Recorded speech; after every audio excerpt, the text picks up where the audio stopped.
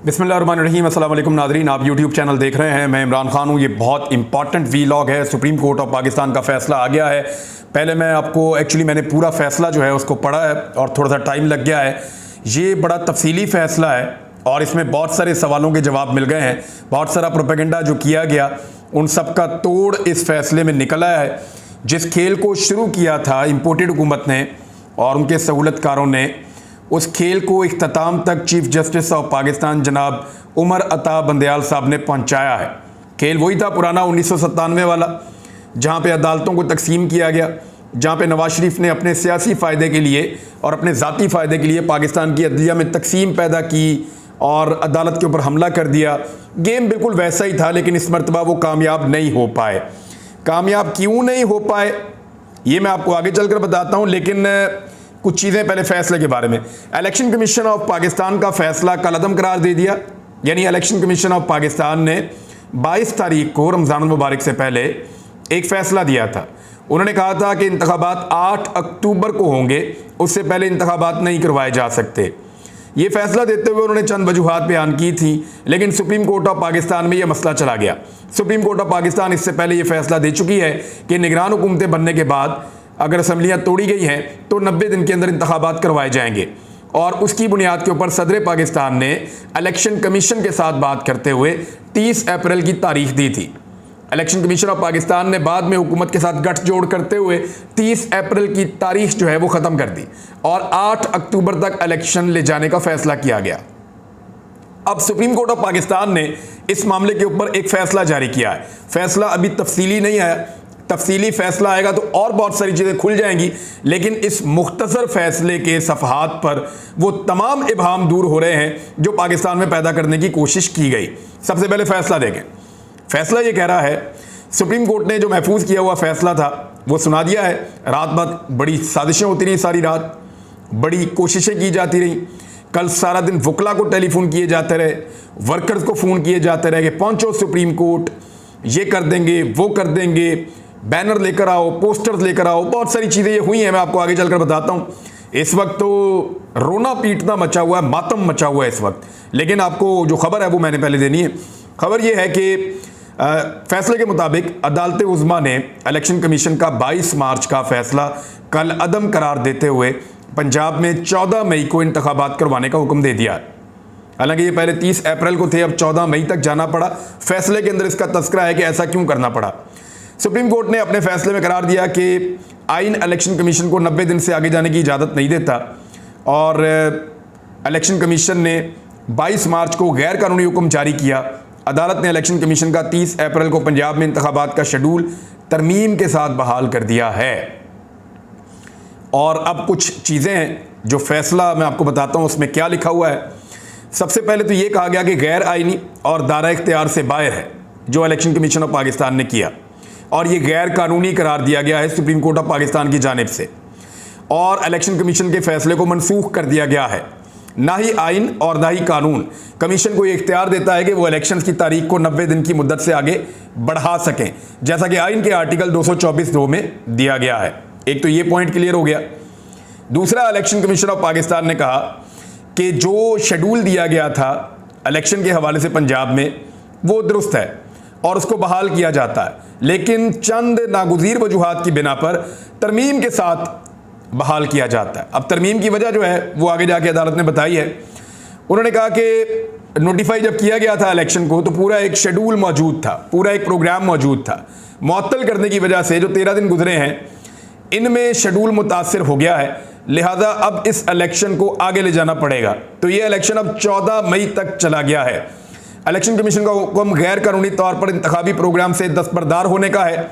इस तरह बकिया मराहिल पर अमल दरामद नहीं हो सका। इस दौरान कमीशन की जानिब से गैर कानूनी होने की वजह से 13 दिन ज़ाया हो गए हैं। ये सुप्रीम कोर्ट ऑफ पाकिस्तान के फैसले में लिखा है। उसके बाद लिखा है कि अब मरहलावार जो सिलसिला उसको आगे बढ़ाना पड़ेगा और इसके मुताबिक इंतखाबी प्रोग्राम में तरमीम की जानी चाहिए। हम हिचकिचाहट के साथ, यानी हेजिटेशन तो थी क्योंकि 90 दिन से आगे जा रहा है, लेकिन फिर भी क्योंकि इलेक्शन करवाना है, उसका एक प्रोसीजर है, उसको फॉलो करना है, तो इस नतीजे पर पहुंचे हैं। लेकिन इलेक्शन कमीशन ऑर्डर की वजह से पैदा होने वाली सूरत की वजह से इसे नागुज़ीर समझते हैं। लिहाजा इंतखाबी प्रोग्राम के जो मराहिल हैं मराहिल नंबर 6 से लेकर 11 तक इसके सिलसिले में नज़रसानी शुदा एक नया शेड्यूल जारी किया गया है। इसके अंदर अब होगा क्या? इसमें होगा ये कि 10/4/2023 तक जो है वो अपील दायर करने की एक तारीख होगी। फिर इसके अंदर मुख्तलिफ चीज़ें हैं, यानी उम्मीदवारों की नज़रसानी शुदा फ़हरिस्त की इशाअत की जाएगी 18/4/2023 तक। उम्मीदवार कागजात वापस लेने के लिए जो है वो 19/4/2023 तक। फिर 20/4/2023 तक इंतखाबी निशान जो है वो अलॉट किए जाएंगे। पोलिंग का दिन जो है वो 14/5/2023। अब सुप्रीम कोर्ट ऑफ पाकिस्तान ने बाकायदा स्टैंप कर दिया है कि 16/5/2023 को इंतखाबात होंगे। कुछ और सवाल जो उठाए गए ज़रा उनके जवाब भी आप सुन लें। पोलिंग डे पर फोर्स को मुंतकिल किया जाना चाहिए और फंड्स का मामला था। इस मामले में कुछ अहकाम जारी किए हैं सुप्रीम कोर्ट ऑफ पाकिस्तान ने और उसमें यह बताया गया है कि मखसूस सवालात पर कमीशन वाज़ेह तौर पर यह दावा करता है कि उसे वफाक की जानिब से जो है वो सपोर्ट नहीं मिल रही या वफाक अपनी जिम्मेदारियां अदा नहीं कर रहा, सिक्योरिटी नहीं मिल रही, फंड नहीं मिल रहे, ये वो चीज़ें हैं। तो इसमें जो 5वां पैराग्राफ है उसमें सुप्रीम कोर्ट ऑफ पाकिस्तान ये कहती है 10 अप्रैल तक ये जो हुकूमत है वफाकी, खैबर पख्तूनख्वा और पंजाब में इंतखाबात के लिए इलेक्शन कमीशन को 21 अरब रुपए के फंड जारी करेगा हर सूरत में। और अगर ये फंड जारी नहीं होंगे तो उसके ऊपर फिर अदालत दोबारा से हुक्म जारी करेगी और शहबाज शरीफ के लिए मुसीबत बन जाएगी, इसहाक डार के लिए भी मुसीबत बन जाएगी, वजीर खजाना, क्योंकि इसहाक डार खुद हैं। सिक्योरिटी के हवाले से 6ठे पैराग्राफ के अंदर तस्करा है और उसमें यह कहा गया कि चीफ सेक्रेटरी और IG पुलिस जो मौजूद हैं वो फौरी तौर पे इस प्रोसेस का हिस्सा बनेंगे और इस हिफाजती मकसद के लिए जितनी भी फोर्स फ्राहम करनी होगी वो फ्राहम करेंगे। उसके अलावा अहकाम जारी किए गए हैं 7वें पैराग्राफ में कि इसके अंदर रेंजर्स, फौज, पुलिस और बाकी जो इदारे 7वें 8वें पैराग्राफ के अंदर ये चीज़ें हैं जिनकी भी ज़रूरत होगी वो सारे के सारे वफाकी हुकूमत की जिम्मेदारी है प्रोवाइड करना। और चाहे वो मुसल्लह फ़ौज है, 7वें पैराग्राफ में है, मुसल्लह फ़ौज हैं, रेंजर्स है, फ्रंटियर कांस्टेबलरी है, जिसको भी करना है वो सिक्योरिटी जो है फ्राहम करना वफाकी हुकूमत की जिम्मेदारी है, उनको ये देनी पड़ेगी। एक और चीज़ जो है वो जो उठाई गई बार बार में कि ये 3-4 का फैसला था, 2-3 का फैसला नहीं है, तो सुप्रीम कोर्ट ऑफ पाकिस्तान ने इसको बड़ा क्लियर कर दिया। उन्होंने कहा जी बिल्कुल ये 5 रुकनी बेंच था और इसमें अक्सरियत से एक फैसला हुआ था। 3 जजेस जस्टिस उमर अता बंदयाल, मुनीब अख्तर और मोहम्मद अली मज़हर इसके हक में थे। 2 जजेस सैयद मंसूर अली शाह और जमाल खान मंदोखेल, उनका इससे इख्तलाफ था, लिहाजा ये फैसला बड़ा क्लियर है। वो 4-3 वाला मामला भी सुप्रीम कोर्ट ऑफ पाकिस्तान ने लपेट के ख़त्म कर दिया। फिर साथ ही उन्होंने कहा कि हमारी तवज्जो एक और चीज़ पर दिलाई गई और ये भी कहा गया कि 4-3 है, उसके ऊपर उन्होंने बड़ा क्लियरली कह दिया। और साथ ही ये भी कहा कि जो एक कादी फ़ायद ईसा साहब और अमीरुद्दीन खान साहब इनका जो एक फ़ैसला आया है 29/3/2023 का, उस हवाले से 2-1 की अक्सरियत से एक फ़ैसला आया। उस फैसले को कहा जा रहा है कि वो सुप्रीम कोर्ट ऑफ पाकिस्तान का वो जो बेंच है जो ये सुन रहा है आज खुद नोटिस की समाअत और इलेक्शन के मामलात, उसके ऊपर असरअंदाज होगा। तो उसमें बड़ा क्लियरली कहा कि मौजूदा मामले की समाअत इस बेंच की तरफ से किसी किस्म के अक्सरियती हुक्म और मुशाहिदे से मुकम्मल तौर पे गैर मुतासिर है। यानी कादी फ़ायद ईसा साहब ने या उनके बेंच ने जो फैसला किया उसका कोई असर ये वाले फैसले के ऊपर नहीं पड़ सकता और ना है। अब ये भी क्लियर कर दी एक और चीज़, और एक चीज़ जो और क्लियर कर दी, खैबर पख्तूनख्वा के इलेक्शन का मामला अलग से देखा जाएगा क्योंकि वहाँ पे उनके वकला जो है वो बैकआउट कर गए थे और अब ये मामला सामने आ जाएगा। देखें हुआ क्या, जो खेल शुरू किया था ना अदलिया को तकसीम करने का, वो खेल उल्टा नून लीग के गले में पड़ गया है।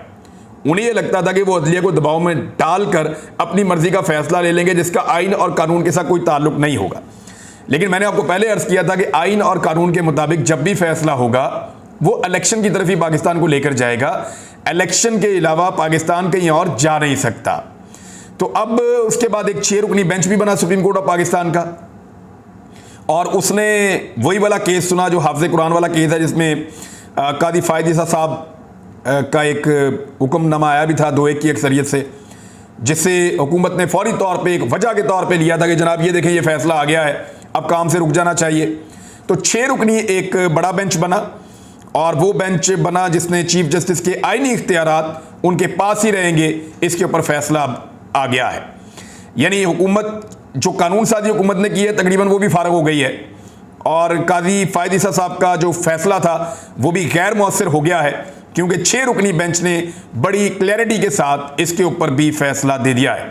सुप्रीम कोर्ट ऑफ पाकिस्तान पर कब्जे का ख्वाब या मंसूबा, पीडीएम हुकूमत का, इंपोर्टेड हुकूमत का, उनके सहूलतकारों का, खासतौर पर नवाज शरीफ ने इसको बाहर से बैठकर डिजाइन किया था, वो मुकम्मल तौर पर नाकाम हो गया है। 1997 वाली तारीख नहीं दोहराई जा सकी। उसकी वजह यह है कि पहले जो है वो जजेस भी और तरह थे और अपोजिशन बेनज़ीर भुट्टो थी, उनके ऊपर करप्शन के बड़े सीरियस एलिगेशन थे और वो पाकिस्तान में उतनी मकबूल नहीं थी। आज जो है वो इमरान खान साहब अपोजिशन लीडर हैं, वो बहुत मकबूल हैं, हालांकि अब एस्टेब्लिशमेंट उनके खिलाफ है लेकिन वो उनकी मकबूलियत बहुत ज़्यादा है। और दूसरा जस्टिस उमर अता बंदयाल साहब की अदालत है और उन्होंने डट कर मुकाबला करने का फैसला किया है, यानी अदलिया को दबाव में लाने की बजाय कानून और इंसाफ के साथ फैसला किया है अदालत ने, और यही पाकिस्तान के आगे बढ़ने का रास्ता है। अब कैसे रोका जा सकता है, इसके बारे में बातचीत हो रही है। मार्शल लॉ की धमकियां दी जा रही हैं। बिलावल जरदारी ने मार्शल लॉ की धमकी दी कि मुल्क में मार्शल लॉ लग जाएगा फैसले के बाद। नवाज शरीफ ने कहा जी मुल्क ही तबाह हो जाएगा, डॉलर 500 का हो जाएगा, ये हो जाएगा, वो हो जाएगा। सब अपना अपना गेम खेल रहे हैं। लेकिन मार्शल लॉ पता कब लगता है? जब मुल्क में बहुत ज़्यादा पैसे होते हैं। आज तो मुल्क में पैसे ही नहीं है, तो कौन मार्शल लॉ लगाएगा? और मार्शल लॉ तब लगता है जब मार्शल लॉ को वेलकम किया जाता है पब्लिक की जानिब से। आज लोग मार्शल लॉ लगाने वाले की क्या हालत करेंगे, ये आपको अंदाज़ा होना चाहिए। मार्शल लॉ इस वक्त नहीं लग सकता इस मुल्क के अंदर। लोग पहले ही बहुत गुस्से में हैं और लोग एस्टेब्लिशमेंट से नाराज़ हैं। ऐसी सूरत हाल में मार्शल लॉ लगाना अपने लिए एक मुसीबत को दावत देने के बराबर होगा। हाँ, इमरजेंसी लगाई जा सकती है, लेकिन एक फाइनेंशियल इमरजेंसी पाकिस्तान में लग सकती है। उसका हल क्या है? फाइनेंशियल इमरजेंसी तब लगेगी जब ये हुकूमत तस्लीम करेगी कि हुकूमत फेल हो गई है, नाकाम हो गई है, मईशत को नहीं चला पा रही, लिहाजा उनको इमरजेंसी लगानी पड़ रही है। इमरान खान को तो नहीं लगानी पड़ रही थी। 1 साल पहले मईशत बिल्कुल ठीक चल रही थी, इमरान खान ने कोई मईशत के ऊपर इमरजेंसी नहीं लगाई थी। अगर शहबाज शरीफ लगाते हैं तो ये उनका एक्सेप्टेंस होगी कि मैं फेलियर, मैं नाकाम हो गया, मैं पाकिस्तान की मईशत को नहीं चला पाया। तो फिर पाकिस्तान की मईशत को चलाने के लिए इंतखाबात चाहिए होंगे। माशी इमरजेंसी लगा भी दें फिर भी आपको पाकिस्तान में इंतखाबात करवाने पड़ेंगे, इसलिए कि इमरजेंसी से निकलने के लिए कोई दूसरी हुकूमत आएगी तो आपको निकालेगी ना। आप तो मुकम्मल तौर पे नाकाम हो चुके हैं और आप उसका एतराफ़ भी कर रहे हैं। तो ना मार्शल लॉ और ना माशी इमरजेंसी, और अगर लगाई भी तो फिर भी इलेक्शन से जितना मर्जी भागे, अब एक ही रास्ता है।